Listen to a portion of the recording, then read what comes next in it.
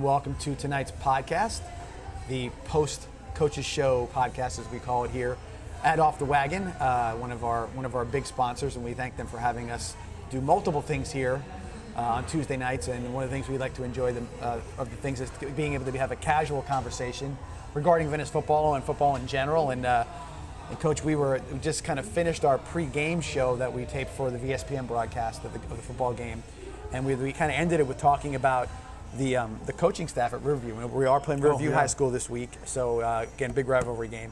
We talked about their and now that we're not sort of in that formal setting, we'll say this: how is it possible? I mean, you have the NFL head coach of the year, who's on that coaching staff at Riverview. It must be quite a feather in their cap to kind of get him, and it shows a little bit about Josh Smithers and his reputation up there at Riverview at this point. Yeah, I mean, absolutely a feather in the hat. I mean, to have someone that has that experience and those experiences as far as being a head coach in the NFL and at the highest level there is. Yeah. To be on your staff in a high school level, I mean, that's unbelievable. Not only is it their players, but their coaching staff. I mean, how that would be great if we could get that. I mean, that's just it gets unbelievable. I think it gets if you're looking at it and say, okay, so this guy, you've seen him on TV if you're of a certain age, and I think when you talk, I think sometimes I'm not gonna say every teenager has a short attention span, but I imagine when you're getting talked to by an NFL coach, you might be listening a little sharper. Yeah, maybe a little different. Yeah, no doubt. So that is definitely it's cool. It's cool for them. It's cool for our area. It's a neat thing. I mean, obviously it's they're gonna get the most benefit out of it, but it's cool to just be a little minuscule high school coach to go against them. Coach. So it's really Coach Shannon versus Coach Haley Friday night. Yeah. So that's pretty cool for Coach Shannon and the defense staff. Yeah, no doubt. And I think that kind of lends to the idea of what high school football in some ways is becoming. Every Friday night there's matchups. There's matchups on Saturday. They're talking about national TV matchups. Not to mention that every regional and out west and Mountain and Chicago, they're all playing on national TV all the time. Right. And so I think high school football, in some way, is sort of becoming a product, or a quality of the product is becoming like greater and greater as every year goes by. How do you feel about how high school is expanding nationally and the prominence of high school football? Yeah. Obviously, there's a lot more recognition going on. I think 15 years ago, talk about a team playing on ESPN, like that will never happen. Now it's we played on ESPN twice. And we played on regional TV 3 times. So that's really good for the kids, and it's really good for high school football. And just the recognition of kind of where it's going. It kind of makes you wonder, like, where are we going to be in the next 15 years? And that is the point, because we played last Thursday night against Lyman High School, 70-0 victory. The folks up there, when Venice came into town, it's totally professional, totally, all the kids were as way they're supposed to acting proper, right. Played the game almost penalty free in regards to what they need to do, go out there, win 7-0 like a machine. And you got guys at Lyman High School going, wow, I mean, impressive in every facet.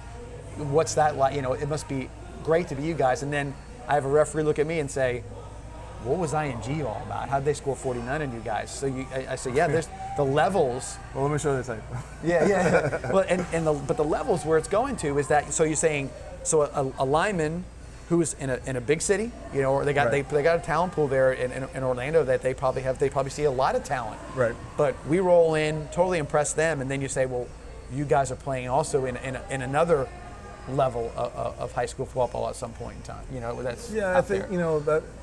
That was I think that head coach has been there 2 years, and it is sometimes it is a building process of getting your team to where they need to be, and it takes a while. And if the team's not already there, I mean, then you got to think about, hey, it's going to take at least 2 years, to get in the weight room and to develop your identity and everything you want your team to become. So I mean, it's a process, and high school a little different than college in most cases. Is you don't get to choose who your players are. I mean, Right. it's these are your guys, and this is it. There's no one else showing up, so that makes it a little bit different. And I say most high schools, because some high schools we do know that they get to choose who plays for them. Yeah.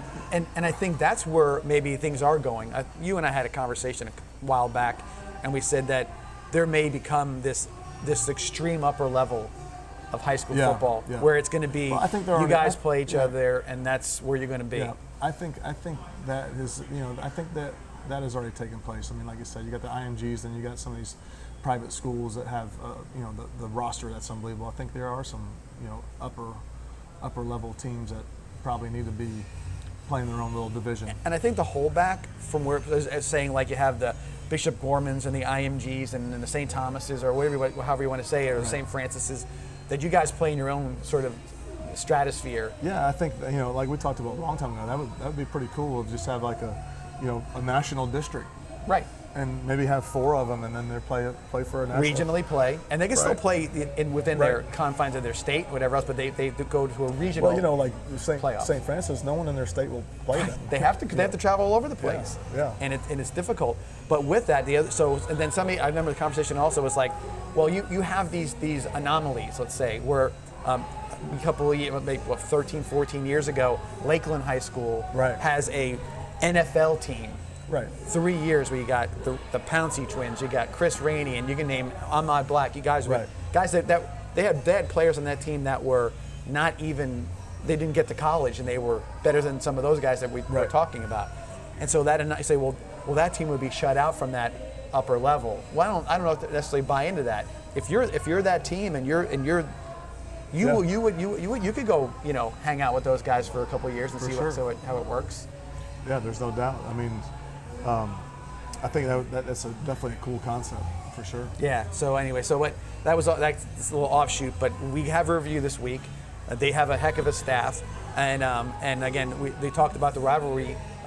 Maybe the rivalry's been sort of recharged, and I hate to say it from a negative perspective, but Venice lost last year to Riverview, first time in 13 years, if I'm not mistaken. Yep. And so now you have to recharge the rivalry in some way. Definitely, the rivalry was definitely renewed, and it's definitely relevant again. Yeah, definitely. Yeah, absolutely. I think as coaches and as players, you beat somebody 13 years in a row. Maybe you overlook or don't think it is that important. I do know, in 2007 it was very, very important. And in 2008 it was very, very, very important. I'm not so sure how important it was to our kids last year, and it was important to me. Although I did the worst job I possibly could as a coach, and that's the worst game I ever coached as a coach, and I put that loss on myself. Without a doubt. I told my team last year, I told my team this year. I mean, that one's on me, and there's no question about it. I did a very, very poor job, and I set our team up for failure, and that's not going to happen this year. And I think our kids are a little bit renewed, and they're excited for the opportunity to kind of redeem themselves, although the task at hand is definitely a lot harder than it would have been last year. Sure. They have a defensive line and a defensive front that is, like we were talking about earlier, is probably the best that we've ever faced. And I'm not talking about this year, I'm talking about the last 13 years I've coached, and we've played some very, very good defensive fronts. The one that really kind of sticks out was IMG 2017. I think these guys are right there with them. Yeah, and you said that this might be the best one we've ever faced as far as defensive line. County champs you mentioned a little earlier, but there's a lot of banners around Venice High School. There's state champion, and guys are going to. But there's a banner that says county champs on it. Yeah. And so sometimes you don't. That's like.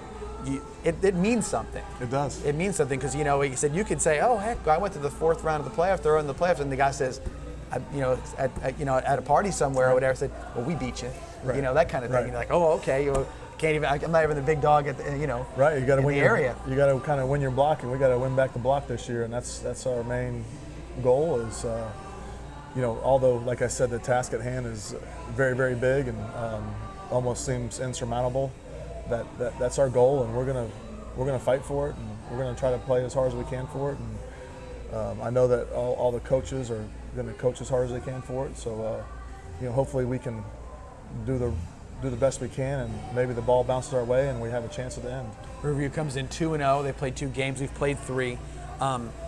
The way Sarasota County started a little earlier than, let's say, Manatee County, so we're going to be facing some other teams. How much do you think that little jump start, those extra games, as we get deeper into the season, is going to help Venice in particular? Well, I think each week it's going to fade a little bit. Okay. I think if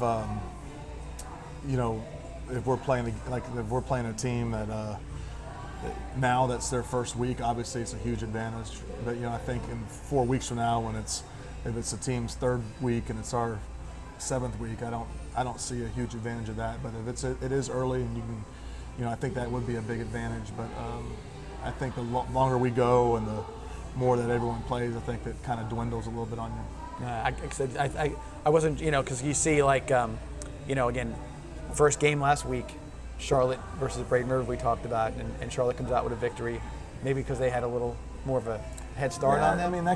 Obviously early right. stuff. Yeah. If Charlotte was able to be with the ball, and they were kind of in front of everybody in this whole deal. They were working out. They were in phase 2 the whole summer, where we were in phase 1 for half of it and couldn't use the ball, but they were in phase 2 and they had the ability to use the ball all summer, and that could have been a big factor Friday night. Although I watched their team, and I went and watched the game live, and I walked away, and they have their quarterback is really, really good. I walked away like, holy cow! I've never even heard of this kid, but he was a one man show. He reminded me a lot of Bryce Carpenter. He was fast. He threw a good ball. He was a leader. And I went with Coach Hunter, and he said, I think Charlotte's going to hang with him as long as that kid doesn't cramp up. And funny, his last name is Boucher. Okay. So we're like, the water boy can't cramp up. But, no way, it's special water. But he started cramping in the 4th quarter. Really? And we're like, oh God! But then he got out of it, and then the next play was 3rd and 8, and he ran for a 15-yard touchdown. Yeah. That kind of, you mentioned about cramping and about conditioning and everything else, and talking about how we're dealing with COVID right now and everything we got to do. I have noticed our opponents in most of our games really having issues with cramps, and you do see it early in the year. I can tell you. We had a little bit of it in IMG, but God, that was the hottest game. Yeah. I've ever been a part of. Well, that one, and the thing somebody mentioned also when we went to Trinity Christian last year up in Jacksonville, the way that stadium was put together, kind of in the woods almost, and it was very like a cloud of humidity was stuck there, and that was for sure. But the cramping thing, we saw it with linemen, and that was their first game. We saw it with IMG, we saw it with Reigns quite a bit. Yeah. Is that just a matter of what you do that day? No, it's that needs to start on Wednesday, and it has a lot to do with kind of how you practice and the strain you're putting on your body during a week. If you're recovering and you're putting those fluids back in your body, and you really got to start kind of overdoing it on Wednesday. We should start tomorrow and talk about, hey, we got to put as much fluid in our body as possible. We haven't had any issues the last 2 weeks. We're very conscious about it, because once you start cramping, it's not going to stop. Well, everywhere you go at Venice High School, there's something to drink. Oh yeah. There's no doubt about it. Yeah, we make them. If you're thirsty, there's something wrong. Yeah, we make them drink, and we make them overdo it, and that's one thing that we don't do is if you do cramp up, you're not to lay on the field. Like, don't hold the game up because you were a bad guy. Right. And if you're cramping, you were a bad guy. Yeah, you didn't do. It's your fault. And that's a personal thing for them, because you can't follow them around and be like Right. squirting No, water in your mouth. If they're cramping up, they've personally said, you know what, I'm going to be a bad teammate, and I'm not going to hydrate myself properly. So we talked about that all the time, and it's something that not everyone wants to make themselves feel uncomfortable by drinking too much water and Gatorade, but sometimes you got to do that to make sure. Especially if you're, we got some athletes that don't have any fat on their body. Right, they're lean guys. Right. They're like Stephon Johnson. He doesn't have an ounce of fat on him. Chuck Brentley doesn't have an ounce of fat on him. We just have some guys that are just, and they're tough, strong. Right. They work hard. They just have zero fat on their body, and so that makes those guys are a little harder to make sure they're not cramping. And I have noticed too that once you start the cramp, it is hard to recover. No, you're not going to stop them. Yeah, because you might get 3 plays, then you're cramping again. Right. And 2 more plays and you're cramping again. So it is difficult. All right, Coach, we're going to take our little 1-minute break here for a little advertisement, and then we'll come back and do part 2 of tonight's podcast here from Off the Wagon. See you back here in 60 seconds. SCF has campuses in Bradenton, Venice, Lakewood Ranch, and online. Students can obtain Associates in Arts degrees, Associates in Science degrees, Bachelor's degrees in workforce fields, or a certificate. Programs are offered in areas such as nursing, engineering, education, science, biotechnology, business, dental hygiene, and other trending professions. SCF offers an array of popular activities, sports, and clubs. SCF has it all. Absolute Aluminum is proud to introduce our new 7-inch seamless gutter system. Standard gutters are too narrow to handle heavy Florida rain. This overflow can cause streaks and stains on your gutter and home, plus wash out your landscaping. Our new wider 7-inch gutter system will keep everything looking clean and beautiful. And with our professional installation, your new gutters will go up fast and last. So call now to increase your home's curb appeal with our new 7-inch gutters from Absolute Aluminum. And welcome back to the second part of tonight's podcast. And Coach, we really got to talk about with the rivalry review about the game coming up on Friday night. We mentioned in our 2 earlier broadcasts that we did how good their defense is going to be, and you obviously being on the offensive side of the ball most of the time. What a challenge it's going to be for you guys this Friday night. Yeah, huge challenge. Like we're young up front, and not that we're a bad football team, but we have a freshman, we have a sophomore, and 2 juniors starting on the offensive line, and really Ethan Mort's the only senior. Yeah. So, they're, like I said, their defensive front is phenomenal, and they rotate. I think they rotate 6 to 7 guys, trying to keep those guys fresh. And it seems just like I said, like it's kind of similar to St. Thomas and 16 when we went up there and thought we had a really good football team, and they had a running clock on us by halftime. Yeah. And they were rolling in those defensive line, or we were averaging, Matt LaRoche was averaging close to 13 yards a carry, and we couldn't get past the line of scrimmage. Reminds me a lot of that, and us being young, I think kind of might magnify that, but like I said, we had a good week of practice, and we're trying to do the best we can to put them in a good situation where they can be successful. I think if we can, just take care of those 2 guys inside a little bit, we're not going to stop them. They're 2 Division I football players. Right. So we can kind of stop them from just disrupting our whole entire offense every single play. We'll be in good shape. I mean, they're going to make plays, obviously, throughout the night. They're good football players. But if we can really just kind of limit them to making plays rather than disrupting the entire offense every snap. I mean, that's because when you watch the film, when they're playing Southeast and they're playing who is a very good Southeast team. Right, and, right. So when they're playing Southeast and they're playing Eastlake, those 2 guys inside, I mean, they're 2-man wrecking crew that just totally stopped their entire offense. Just like every single snap, and the only success that anybody had was just kind of scrambling outside and then finding a little dump off because they're running away from those 2 guys in the middle. So we can kind of limit that, and so they're not totally destroying our offense every single play. Then, we'll have a chance to, hopefully score a touchdown or score some points. No one has crossed the end zone yet with the football against them, and playing 2 good football teams. Sure. So they've pitched 2 shutouts on defense. I think, well, I shouldn't say that. They, Southeast kicked the field goal. Right. And Eastlake scored their points on a bad snap on a field goal where it's kind of something that happened in the backyard. Looks like it was ugly. Charlie Brown, right? And Lucy they somehow field goal. this guy caught it in the end zone, and that's how they got their points. But like I said, they returned 9 starters on defense, and then their secondary is just as good.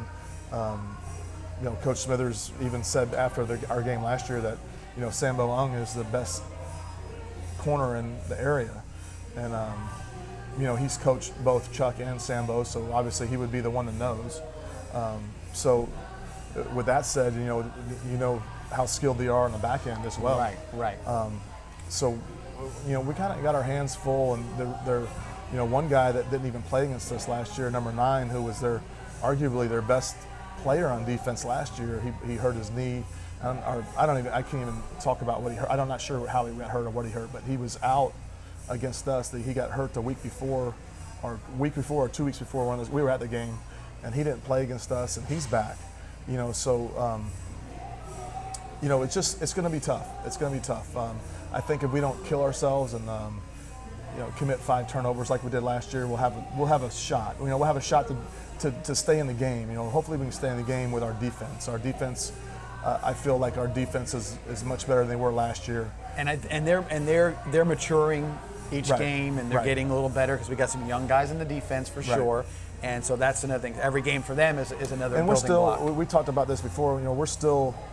We don't really have all the pieces in the exact place we want them yet. I mean, there's some guys that still working on it. Like we talked about Ballard. I mean, he's a guy that just, it was eye-opening to me last week. I mean, just the way he got to the ball and how fast he was and the plays he made, and I'm very impressed. Very impressed, regardless of who you're playing. Just very impressed with his play. And then another guy we talked about is Ivory Swanson, who a guy coming into the season.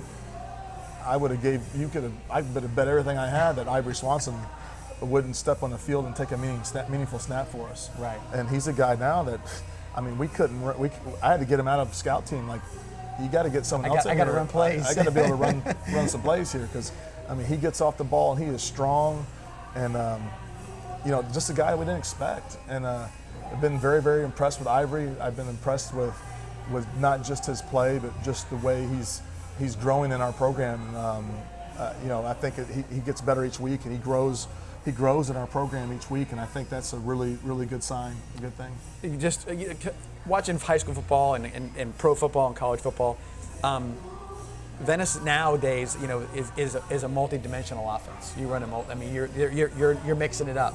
Right. Against a good defensive line and a physical defensive line and whatever. Is that a major part of what you're trying to do? Is that you're trying to sort of keep them off balance in some ways and not letting them just kind of do what they freelance and do what they need to do to, a predictable kind of thing? Well, our philosophy is we want to, obviously, the most important thing in our offense is we establish the run. Yeah. We can line up and pretty much say, hey, we're going to be able to get 3-4 yards a carry. We're in a good spot. Obviously, IMG, we weren't able to do that. And hopefully Friday night, if we can line up and realistically say, hey, we're going to be able to get 3 yards on any particular run play, we'll be in good shape. But that's going to be a tough task. I mean, it really is going to be a tough task. And but that's our main things. We want to establish the run, and then once we establish the run, we have really skilled receivers. We have the best receiving core that we've ever had. There's no question about that. And then you put we've moved Wes Wolf to tight end, and that even adds another dimension to it. And he's doing a really good job blocking. I'm more impressed. I already knew what Wes could do catching the ball, and I knew that he was one of the top tight ends in the country. But he's doing a really nice job blocking. He's very coachable. He has great feet. He has a great base when he blocks. So there's a lot of, he's getting better each week, and I've been really impressed with him. He's doing a really nice job, and he's a finisher. That's something. Showed that one as a sophomore. He showed that he was that kind of guy. So that's something that not everybody gets, and we're trying to get there on the offensive line is be a finisher, and that's something that sometimes takes a while. Forrest Lamp, it took him a couple years to learn it. Schrader, it took him a couple years to learn it. And we talked about it in one of our earlier episodes where we said we're watching the game, and next thing you know, Schrader didn't do it. And then his senior year, you're seeing him blocking guys 25 yards downfield. Yeah. Well, I think towards the end of his junior year, that's what got him all of his attention when he started finishing people, and then that's huge when a college coach turns around and says, well, he's a finisher. There's a little nastiness to him. Like I'm trying to do everything I can to finish this guy off. And another thing, you're talking about your running game. Great receiving cores. It's not about catching the ball sometimes. Sometimes it's how well you block downfield. Yeah, exactly right. Because those long runs, they start at the line of scrimmage, but they finish because the wide receiver made a block. And our running backs, I'm real happy with our running backs. They run the ball hard.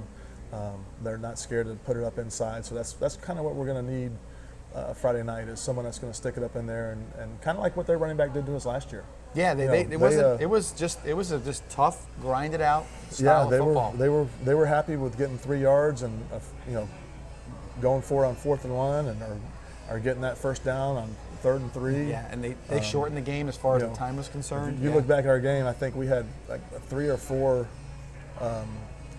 deals where it's our 3rd down and we get a penalty, and they're converting all theirs. Yeah. So that's a tough thing. So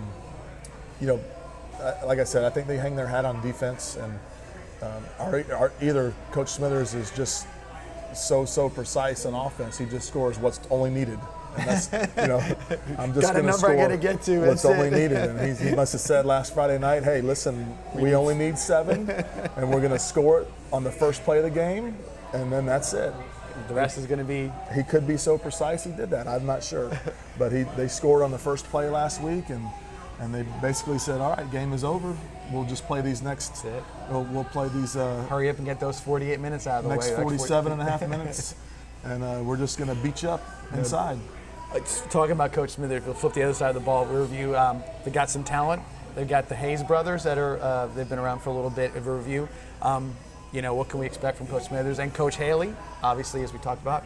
And again, they got some guys, and our defense. I mean, defensive line's gelling. Secondary is sort of speaks for itself, but we've got a nice defense that's rounding into shape this year. Yeah, they have.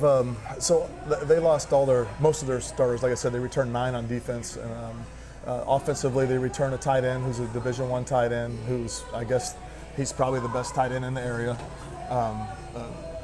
for Ferraccio. And then they have the Hayes brothers, Puda Hayes, the running back, and then Omari Hayes, the wide receiver. They returned 1 offensive lineman.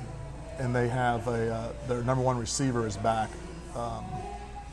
The guy they kind of use downfield, and I forget his name, but he's a dynamic player, and he made some big catches for us. Alternating quarterbacks, you said. Yeah, they have a new quarterback. The guy last year was really, watching the game last year, that's kind of who the running back and that quarterback. You kind of left that game going, wow, that running back ran the ball hard. I mean, that's.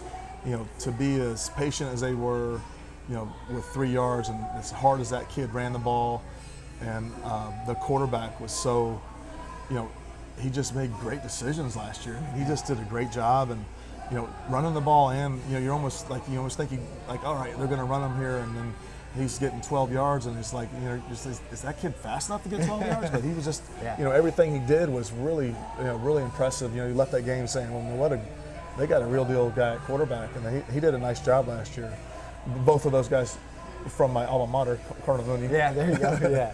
But so they have 2 quarterbacks they kind of shuffle in last year, number 12 and number 15. 12 is reminds me a lot of the guy last year.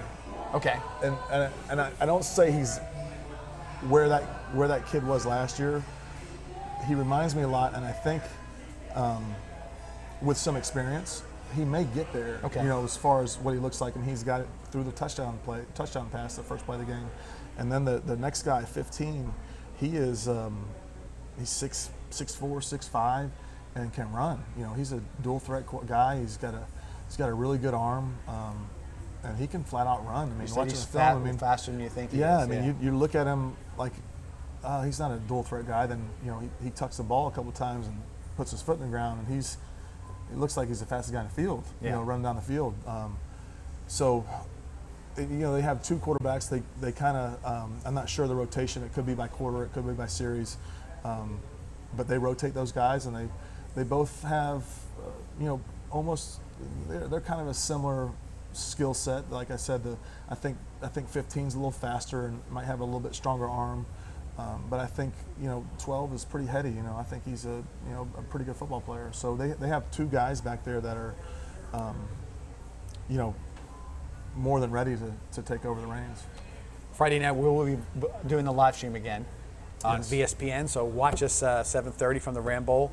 What you will see if you look at, if you're there or you're watching on live stream, is Riverview got a brand new field. Oh, it's beautiful. Artificial turf field, and I mean, of all the schools in the county, probably needed that maybe first. I mean, for they sure. needed it because that field was always in sort of some disrepair, Right. needed to be fixed all the time. I think the county's plan is to do one field each year, and you're right. I mean, there's no doubt that they needed that field first. I mean, there was that as soon as it rains there, it's underwater. And again, we say that as wanting what we want, but again, they needed it because we couldn't play there a couple of times. Some of the games we've played at their field were short, very sort of like, low-scoring games because the field conditions were so terrible. And I kind of want to be different. I want kind of everybody to get turf, and we stay with the grass. Because I mean, we have one of the nicest grass fields in the state, and then, on top of that, the drainage there is unbelievable. I mean, we could have a hurricane, and you walk out there 15 minutes later, and it's not even wet. And that's and just because the